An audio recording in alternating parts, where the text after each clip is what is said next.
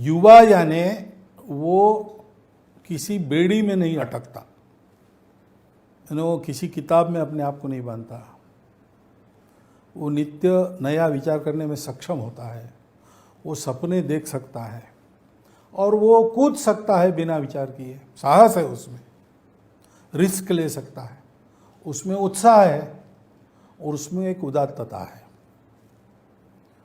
बच्चों में और युवकों में संवेदनशीलता अधिक होती है, बच्चों में सबसे अधिक होती है, लेकिन बच्चों में ताकत नहीं होती है, वो परावलंबी रहती है। युवा में ताकत भी रहती है, इसलिए उस संवेदनशीलता के आधार पर वो सत्य के साथ, न्याय के साथ खड़ा रहता है। और अगर वो मन से चाहे तो इधर का हिमालय उधर ले जाने की उसकी ताकत रहती है। अब ये इतनी बड़ी प्रचंड शक्ति है, क्षमता वाली, उसको एक दिशा केवल देनी पड़ती है, बाकी सब वो जानता है।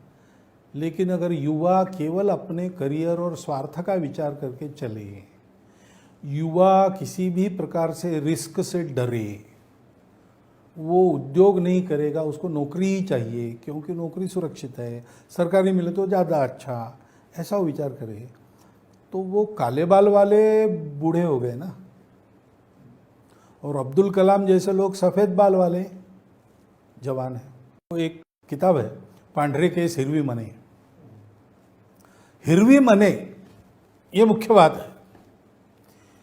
तो हमारे तरुणों का ये हरा भरा मन बनाए रखना चाहिए, इसलिए उनको प्रोत्साहन मिलना चाहिए, उनको दिशा मिलनी चाहिए, उनको सहायता मिलनी चाहिए और उनके सामने नए नए भव्य क्षितिज उद्घाटित करनी चाहिए कि देखो ऐसा करना है। यानी डॉक्टर जोशी चीन में गए थे प्रवास में एक बार, उन्होंने बताया अपना अनुभव मुझे कि उनका प्रवास समाप्त तो वो आना था, लेकिन चीन के राष्ट्रपति ने फ़ोन करके उनको रोक लिया कि एक हमारा यूनिवर्सिटी का सम्मेलन है, सारे देश के युवा, कोई 2 लाख युवा आने वाले हैं, तो उसका उद्घाटन समारंभ देख के आप जाइए। एक दिन रोक लिया उनको। उस उद्घाटन समारंभ का प्रारंभ कैसे था, ये बात होगी 1980 वगैरह की, 80 के दशक की बात है। तो समारंभ ऐसा था कि 2 लाख युवा जिस बड़े सभागृह में बैठे, अंधेरा था पहले, धीरे धीरे प्रकाश होने लगा, सामने वाला पर्दा एकदम जगमगा उठा और पूरे विश्व के नक्शे में चीन लाल पीले रंग में ऐसा उसमें उठा दिया हुआ ऐसा, और चीन से ड्रैगन निकलकर सारी दुनिया के आकाश को पादाक्रांत कर रहे हैं, ऐसा दृश्य।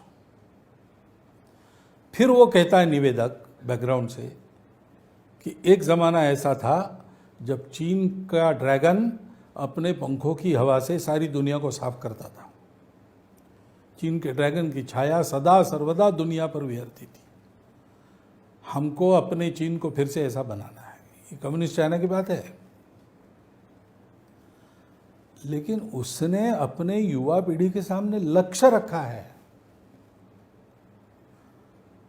जयप्रकाश जी को पूछा था इसराइल में, जयप्रकाश जी ने पूछा कि इतना सारा झेल के आपके युवा यहाँ ये सब सारा देश खड़ा कर रहे हैं, आप उनको प्रेरित कैसे करते हो? तो उनको ये पूछा गया कि हमको ये बताइए कि आपके देश के युवकों के मुखों में गीत कौन से रहते हैं,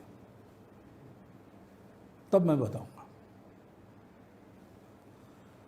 तो युवाओं के सामने ऐसे सपने रखना, युवाओं के सामने आदर्श भी रखना, क्योंकि युवा किसी भी प्रकार के दंभ को सहन नहीं करता और तुरंत पहचान जाता है। तो उनके सामने आचरण के भी उदाहरण रखने पड़ते हैं। ये अगर हम करेंगे तो युवा में सब कुछ है।